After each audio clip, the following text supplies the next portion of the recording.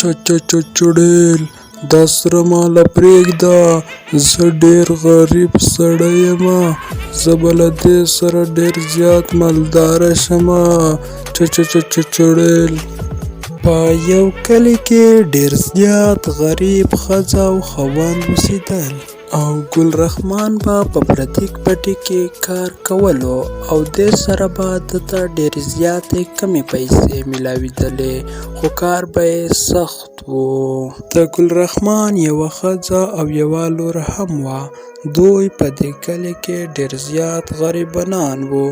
دوی سره به چا لاس امداد نه کولو. یو سړیه لږې پیسې راکه، زه ځم پلار کور کره، چې زه د پلار کور کره لږ څه پې یوسم، تشه توره خو نشم تللی د خپل پلار کور له. یا ښځې زه به تاله پیسې د کوم ځای نه درکمه، زه خو ځان نه د خلکو مزدور یمه، زه خو چې کله مزدوري وکمه او پیسې راواخلمه نو هغه زموږ د کور خرڅ نه کېږي.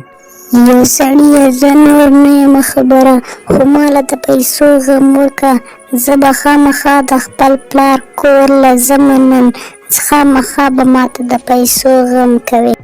ګل رحمان خپلې ښځې ته وایي چې له ما سره خو پیسې نشته، خو که نن زه چاته کار وکړم او هغوی ماته پیسې راکړي نو تا ته به زه ډېرې پیسې درکړم. ګل رحمان بیا د کور نه ووځي، د مزدورۍ په تکل باندې دی په لاره روان وي. ای ګل رحمانه بچی، له ما سره هلته یوه ځمکه ده، که ته هغه راته وکندې زه به تا ته ډېرې زیاتې پیسې درکمه. هغه یوه زړه مقبره ده. بالکل زه درته هغه کار کوم. زه خو غریب سړی یمه او خلکو ته کارونه کوم چې پیسې راکوي. تاسو ماته مزدوري راکئ، زه کار خامخا درته کومه نن. ګل رحمان بیا لګیا وي په هغه ځمکه کې، د هغه سړي لپاره کار کوي. هغه یوه مقبره وي. دی چې کله دغه ځای کني په دې ځای کې ورته سره زر راووځي. دغه یوه زړه مقبره وي، خو دی ډېر زیات خوشحاله وي. ده ته دا پته نه وي چې په دې پسې به اوس یوه چړیل هم راوځي، ځکه چې دا د یو چړیل قبر و، خو دې کس ته دا پته نه وه چې دا د چړیل قبر دی. چړیل وایي دا خو چړیل ده، وایي دغه خو د چړیل قبر و، لکه چې دغه سره زر لکه چې د چړیل ده، دا مې د چړیل قبر را برسېره کړی دی، دا خو چړیل راووته.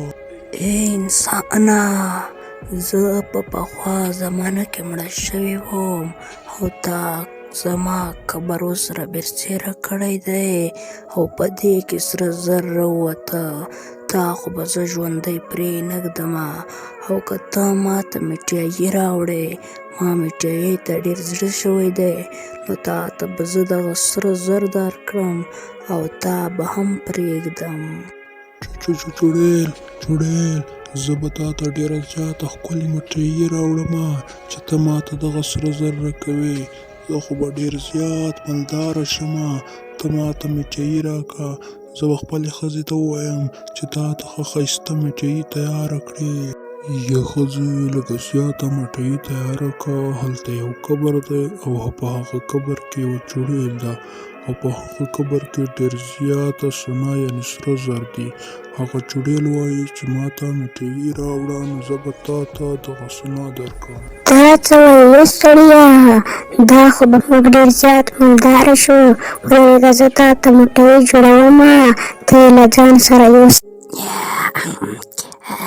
تا خو تا ما ته ډېره زیاته ښایسته مټیایي راوړه، زه به تا ته هره ورځ دغه سونه درکوم او ته یې وړه خرڅوی په بازار کې، خو ته به ما ته مټیایي راوړې.